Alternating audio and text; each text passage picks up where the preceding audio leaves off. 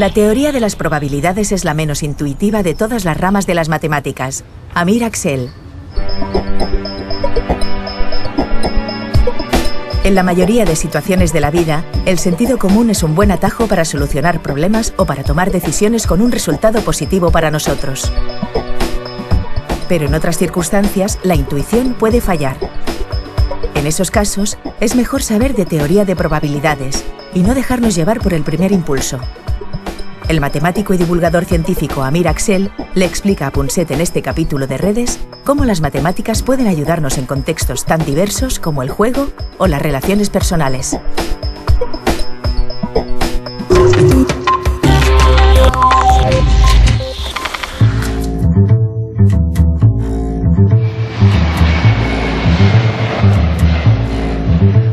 La probabilidad de que tengas un conocido en común con alguien sentado junto a ti en un avión es de 1,5%. Al lanzar un dado, la probabilidad de que salga un número determinado, por ejemplo el 1, es del 16%. Y aunque saliera 20 veces seguidas, la probabilidad seguiría siendo siempre la misma. La probabilidad de que en una fiesta en la que hay 23 personas, 2 cumplan años el mismo día, es del 50%. Si hubiera 56 personas, entonces sería del 99%. La probabilidad de morir porque nos parta un rayo a lo largo de nuestra vida es de 1 entre 56.000, es decir, un 0,000018%. Y aunque nos parezca poco, lo cierto es que tenemos más números de morir así que de hacerlo por mordedura de una serpiente venenosa. Porque la probabilidad de que eso pase es de 1 entre 1,2 millones a lo largo de toda una vida. Que podamos perder la vida en un accidente de avión es, en cambio, algo más probable. Un 0,0002%. En cambio, en un accidente de coche es de 0,004%. Aunque si vamos en autobús, reducimos esa probabilidad a 0,000016%. La probabilidad de que tengamos algo de suerte, o mejor dicho, muchísima suerte, y nos toque la Lotería Nacional en el sorteo de Navidad, es de 1 entre 85.000. O lo que es lo mismo, un 0,0000117%. Es estupendo verte de nuevo. Lo mismo digo. La última vez que coincidimos fue en Puebla, México. Hoy me gustaría que nos ilustraras un poco sobre la teoría de las probabilidades. Al fin y al cabo, la historia del ser humano es la historia de sus intentos por anticipar el futuro. Es verdad, ¿no? Lo que quiero decir es que hay coincidencias que tienen una explicación si nos paramos a buscarla, pero existen otras que no la tienen, que son mero fruto de la teoría de las probabilidades. Por ejemplo, podríamos preguntarnos por qué, si vamos a una fiesta, tras un cierto número de personas, 20 o 25, siempre habrá 2 personas que compartan cumpleaños, que cumplan años el mismo día.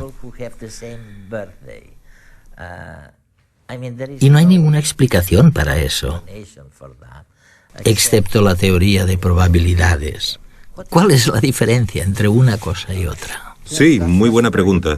Hay cosas de las que no somos conscientes que se combinan de formas extrañas y que nuestro cerebro no está preparado para entender por sí mismo. Debo decir que, teniendo en cuenta la experiencia en varias ramas de las matemáticas, la teoría de probabilidades es la menos intuitiva de todas. En el caso de los cumpleaños, hay muchas posibilidades de combinación. Por ejemplo, tú y yo tendríamos una probabilidad entre 365 de tener la misma fecha de cumpleaños sin saberlo. Pongamos que tu cumpleaños está fijo y el mío tiene que coincidir con el tuyo. Para visualizarlo, piensa en 365 cajitas. Tienes que atinar y darle a la correcta para que coincida coincidan los cumpleaños. Pero cuando añadimos a otra persona entran en juego más probabilidades. Así que la probabilidad de que 5 personas no tengan el mismo cumpleaños es como tener las cajas de las que te hablaba antes y pelotas que deben ocupar cajas distintas. Las 5 tendrían que estar muy separadas. Si ahora pensamos en los cumpleaños como pelotas que caen del cielo, ahora una, ahora otra, ahora la siguiente, etc., hay muy pocas probabilidades de que todas vayan a una caja distinta y de que ninguna caiga junto a otra. Imagínatelo. Tiene que haber algún tipo de coincidencia. Exacto. No sabemos cuál, pero la probabilidad de coincidencia aumenta muy rápido. Con 20 personas, ya hay un 50% de probabilidades de que 2 personas cualesquiera compartan cumpleaños. Con 30 personas, aumenta todavía más, hasta el 90%, etc. Las probabilidades aumentan muy rápido.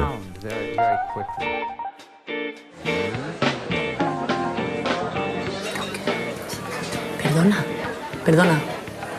¿Me pones otro gin tonic, por favor?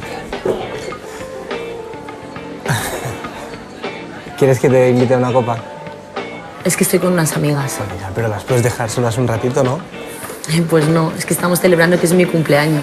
¿Qué me dices? El mío también. ¿Ah, sí? Qué fuerte. Vaya coincidencia, ¿no? Felicidades. Bueno, igualmente. Esta situación es realmente excepcional. De hecho, solo hay un 3% de probabilidad de que 2 personas cumplan años el mismo día y de que además se encuentren por casualidad ese mismo día del cumpleaños. En cambio, no es tan extraño que en un bar cualquiera coincidan 2 personas que hayan nacido el mismo día. Y ella lo sabe muy bien. Veamos ahora qué le explica. No sabemos si para impresionarlo o para quitárselo de encima. En realidad no es tan extraño, porque tu cumpleaños y el mío son 2 eventos independientes. ¿Cómo? Mira, la probabilidad de que haya al menos una coincidencia en los cumpleaños de la gente que hay en este bar, que son unas 20 personas, es igual a 1 menos la probabilidad de que no haya ninguna coincidencia. ¿Te estás enterando? Sí, claro. Sigamos. La probabilidad de que el segundo elemento, o sea, tú, cumpleaños el mismo día que yo, que soy el primero, es de 364 sobre 365. Es como si cada día fuera un vaso. Y cada vez que alguien cumpleaños, pusiéramos una aceituna dentro del vaso. Si hay un vaso lleno con mi cumpleaños, para el tuyo quedarían 364 libres. Ajá. Sí. ¿Sí? La probabilidad de que una tercera persona no cumpla años el mismo día que nosotros sería de 363 sobre 365, porque quedan 363 vasos libres. Entiendo. Y así con cada una de las personas que hay en este bar. Es decir, que la probabilidad de que haya al menos una coincidencia entre la gente de este bar es de 1 menos lo que te acabo de explicar. Sí. 365 por... Y así sucesivamente con todas las personas que hay en este bar. Y esto si cogemos nuestro móvil, pues quedaría así como... Un 1%. No, mira.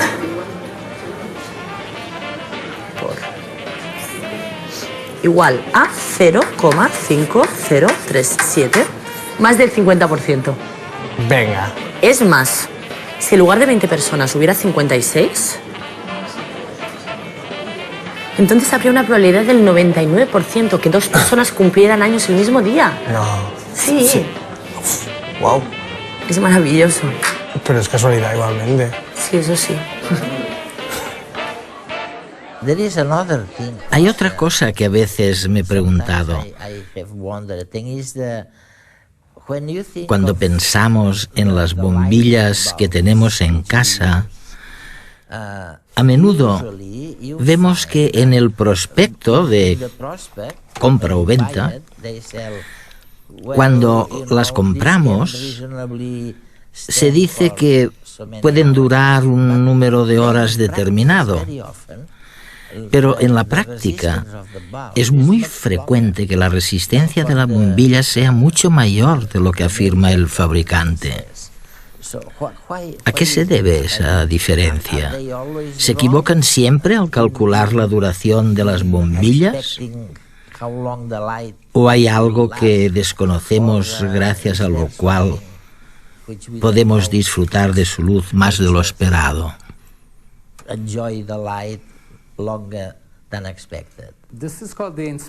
Esto se denomina la paradoja de la inspección y me ha fascinado toda la vida.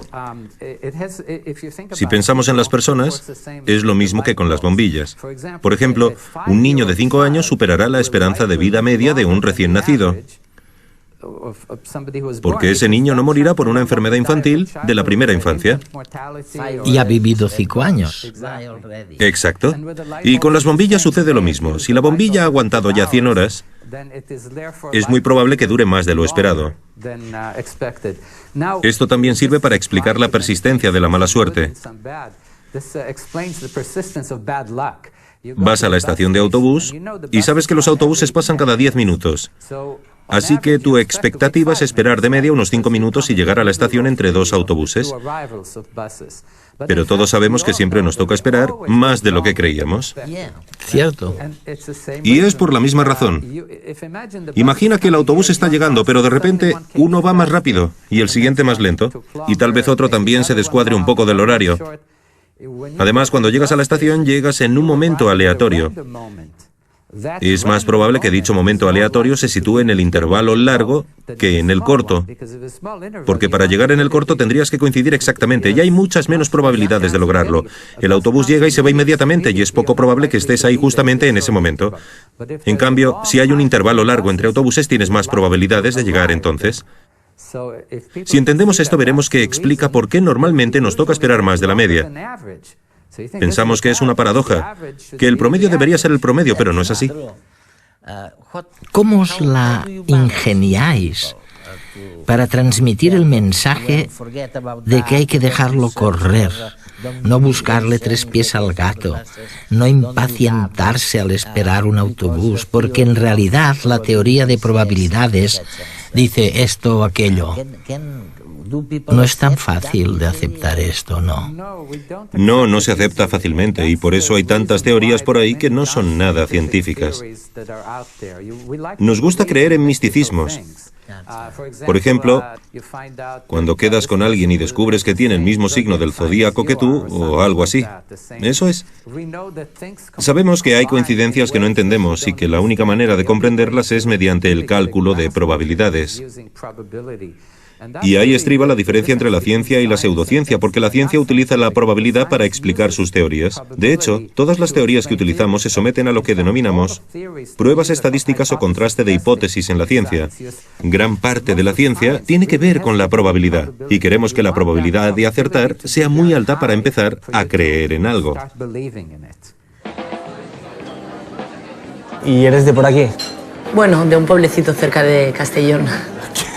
¿Qué me dices? Mis padres también son de por allí. ¿Ah, sí? Sí, hemos ido siempre mucho a veranear, a ver a la familia, todo. ¿De qué pueblo eres? ¿De Vinarós? Vamos, no te lo vas a creer. Mis padres también. Anda, qué bien. Qué fuerte. Es que son muchas Nos coincidencias. encantan las coincidencias. A menudo nos parecen algo casi místico. Nos sorprenden. Y cuando conocemos a alguien, preguntamos, sin darnos cuenta, en busca de esas casualidades. No conocerás por casualidad a Martín. Martín, el del bar de la plaza de enfrente del ayuntamiento. Pues sí, es muy amigo de mis primos. ¡Qué fuerte! Bueno, a ver, tampoco es tan fuerte. No, hombre. Somos de la misma quinta, iban juntos al colegio y en el pueblo tampoco hay tantos bares.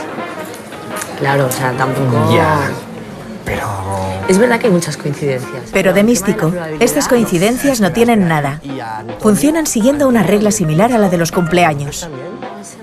En este caso, en lugar de buscar una coincidencia entre 20 personas, tenemos solo a 2 personas entre las que encontrar cualquier cosa en común. Por ejemplo, el color preferido, el colegio en el que estudiaron o el nombre de sus padres. Al ser tan inespecífico, la probabilidad de una coincidencia es mayor. Es probable que si acostumbras a frecuentar un bar, seguramente tengas cosas en común con la gente que suele ir. De manera que, si lo piensas bien, no es tan raro que se produzcan estas casualidades. Madre mía. Bueno, pero es que hay un montón de cosas que son como muy sorprendentes. Mucho. ¿Tú sabías que tienes un 1,5% de probabilidades de tener una persona en común con la persona que tienes al lado en un avión? Bueno, Eso sí me parece sorprendente. eso sí lo sabía ya. ¿Ah, sí? Sí, eso lo leí el otro día. Y esto es lo que hay detrás de la popular idea de los 6 grados de separación. Sí.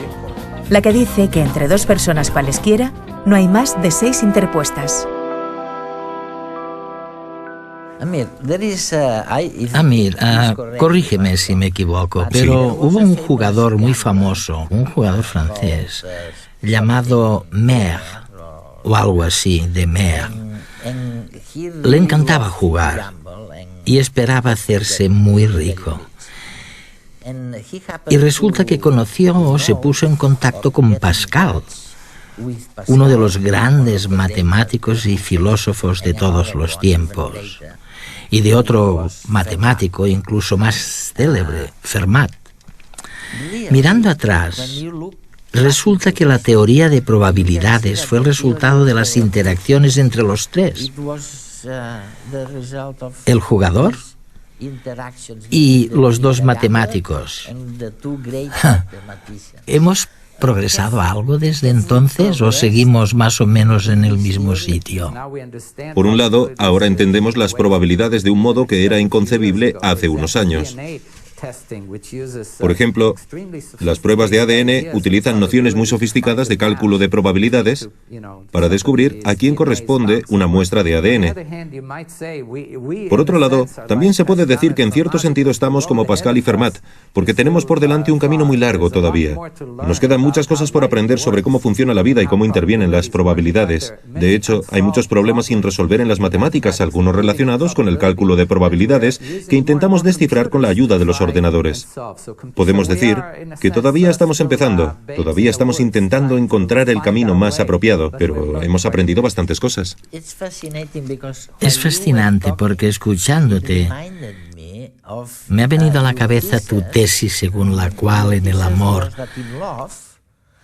la actitud debería ser la misma. Es decir, si has conocido a 37 personas a lo largo de tu vida y has salido con ellas o has experimentado con la posibilidad de vivir con ellas,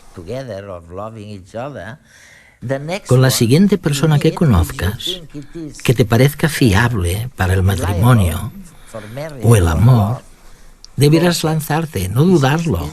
¿Es así? Sí, así es. Pongamos por caso que un joven puede conocer a 100 posibles parejas. Si es un chico, a 100 chicas, entre las que durante los siguientes 5 o 6 años deberá elegir. ¿Con quién de las 100 debería casarse? Pues bien, de las 100, lo mejor es haber salido con 37 y haber tomado notas de quién es mejor, pero sin casarse con ninguna. Tras 37 intentos, hay que quedarse con la primera que sea mejor que las 37 anteriores. Así es más probable que, llegados a ese punto, haya elegido a la mejor candidata de las 100. Sigue habiendo solamente un 40% de probabilidades. No es un sistema perfecto, pero es lo máximo que se puede conseguir. Sí, es mucho. Sí, está bien. Oye, por ejemplo, poder decirle a la gente que si se comporta así, las probabilidades de elegir bien a la pareja son del 40%. Es mucho mejor en un tema tan espinoso como el amor. Sí. Tú ibas, ¿verdad, también? Ay, el amor. ¿Cómo saber si la persona que tenemos delante es nuestra media naranja? Oye, creo que me he enamorado. ¿Ah, sí? Sí, de ti. ¿Acaso has conocido a otras 37 chicas antes que yo? ¿Qué? ¿Cómo? Es que si no lo has hecho, déjalo. No creo que sea la mujer de tu vida. Imagina que a lo largo de tu vida puedes conocer a 100 chicas que podrían ser la mujer de tu vida, siendo muy optimistas. Si te quedas con la primera, la probabilidad de que sea la mejor es muy baja, del 1%. Si en cambio decides conocer a las 100 y eliminas a las otras 99, la última también tiene una probabilidad muy baja de ser la mejor, también del 1%. La mejor estrategia en esto del amor, y lo dicen las matemáticas, es que conozcas a varias chicas. Y cuando hayas llegado al 37% de las posibles candidatas, te quedes con aquella que cruce por tu camino que sea mejor que las otras 37. Espera un momento, ¿eh? Un momento, voy a hacer, yo también sé hacer mis calculitos, ¿eh? Puede que no sea una teoría popular entre las personas románticas, pero tiene sentido desde el punto de vista matemático. Y aunque no garantiza el éxito, te da un 40% de probabilidades de tomar la mejor decisión. Lo siento, pero es que a mí todavía me faltan 3. Bueno, genial, te presento a mis amigas. Ah, fantástico. Mira, Inés, Rock. Hola, ¿qué tal? Hola. Es mi cumpleaños también. Felicidades. Ah, gracias. ¿Que sois sus amigas?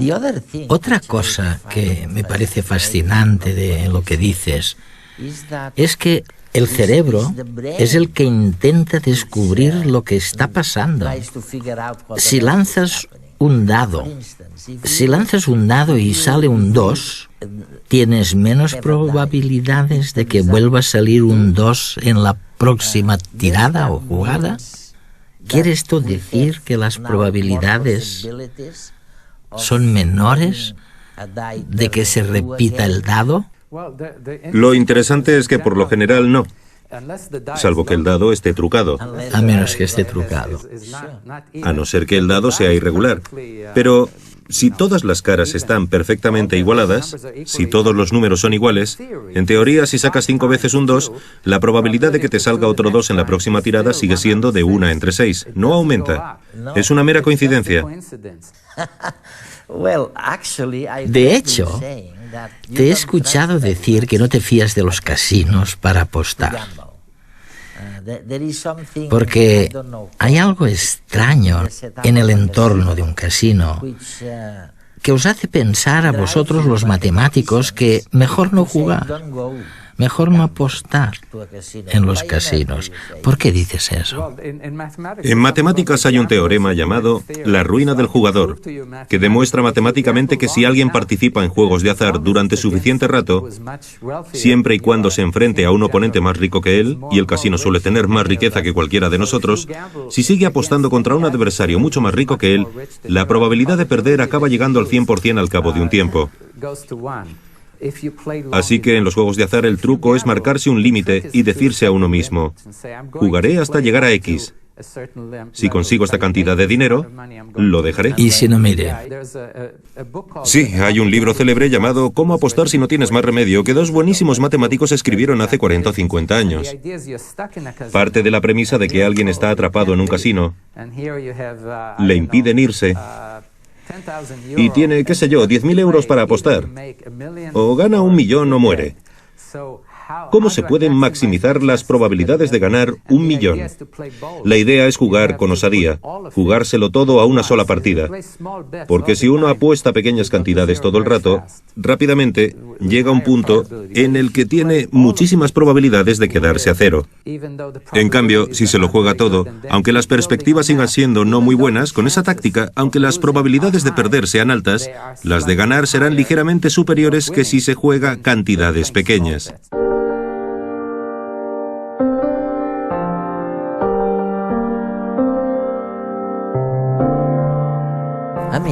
Amir, una pregunta. Estamos en Londres ahora, pero esto es para la televisión española, que retransmite en español para telespectadores de todo el mundo. España es, bueno, por lo menos era un país muy aislado, azotado por la guerra civil, muy dogmático. De hecho, prácticamente no hubo ni revolución científica como tal. Mi pregunta es si también nos quedamos al margen de la teoría sobre la que nos has hablado hoy, o sí que estuvimos incluidos de alguna manera en esta idea.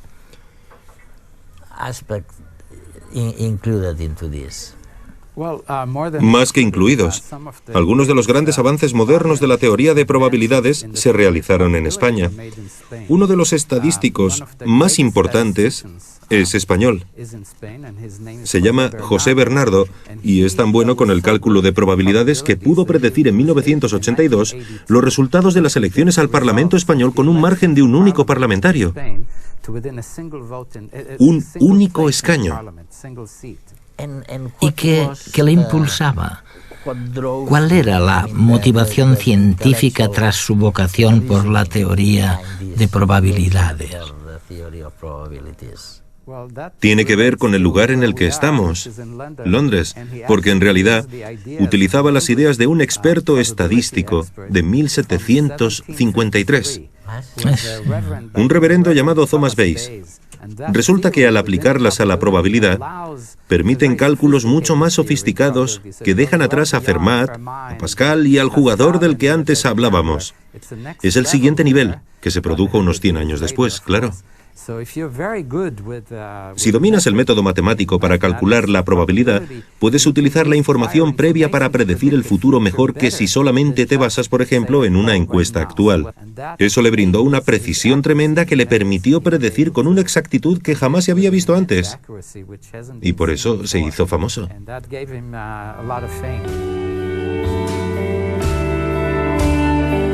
En la última edición del evento de la Ciudad de las Ideas en México, coincidí con Amir Axel y mientras esperábamos el turno para dar nuestra conferencia, nos jugamos a los dados quién pagaba el café. El desafortunado sería quien sacara 2 veces el mismo número, concretamente el 3 antes que su adversario. Yo perdí aquella partida en un santiamén. Para mi sorpresa, saqué 2 veces seguidas el número 3. Si no recuerdo mal, lo que me explicó el ganador es que yo no sabía nada de lo que los especialistas en la teoría de las probabilidades llaman acontecimientos independientes del otro. Por ello, mi consejo para la audiencia de redes es estudiar y trabajar mucho, pero dedicar también algo de tiempo a las cuestiones estadísticas. Entre otras cosas, os evitaréis pagar los cafés de quienes estén bien informados sobre las probabilidades de la vida.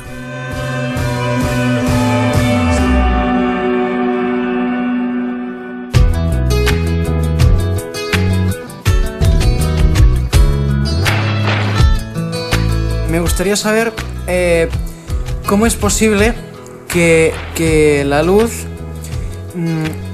sea más rápida que el sonido.